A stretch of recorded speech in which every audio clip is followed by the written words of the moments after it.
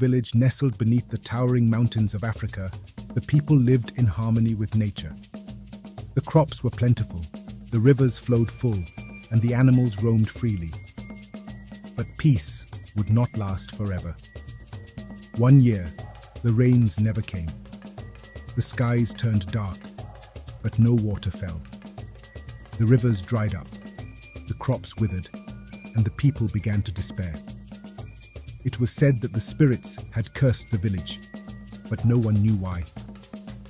The elders called a meeting and decided to consult the wise ones. After days of discussion, they learned that the only way to lift the curse was to make a special offering to the mountain spirits. But it wasn't just any offering. It had to be something rare and pure. The village chief addressed the people. "Our village is suffering, and we must make a great sacrifice. But there is hope, for the spirits have spoken. We must offer them a gift from the heavens, a bird of pure white feathers that nests high in the sacred tree of the mountains." A brave young boy named Kofi stepped forward. Known for his heart of gold and love for all creatures, he volunteered to find the sacred bird. Kofi journeyed deep into the mountains, where many had ventured but few had returned. Kofi climbed the ancient tree and finally saw it, the most beautiful white bird perched high among the branches. But just as he reached for the bird, it spoke. "Young one, I know your village is in need, but if you take me from this tree, the balance of nature will be lost. You must find another way."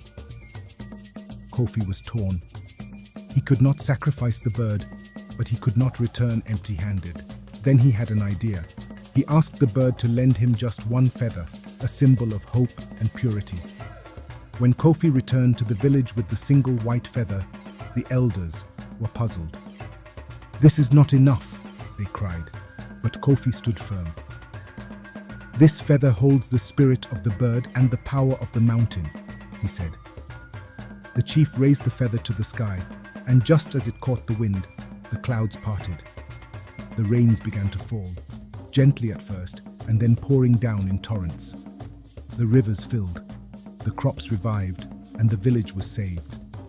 From that day on, the people knew that true sacrifice was not always about giving something away, but about respecting the balance of life. The bird had saved the village not with its life, but with a single feather, its gift of hope.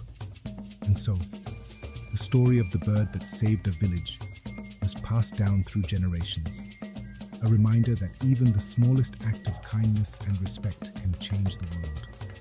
Have you ever heard a story like this before? What lessons do you think we can learn from Kofi's journey? Comment below and share your thoughts.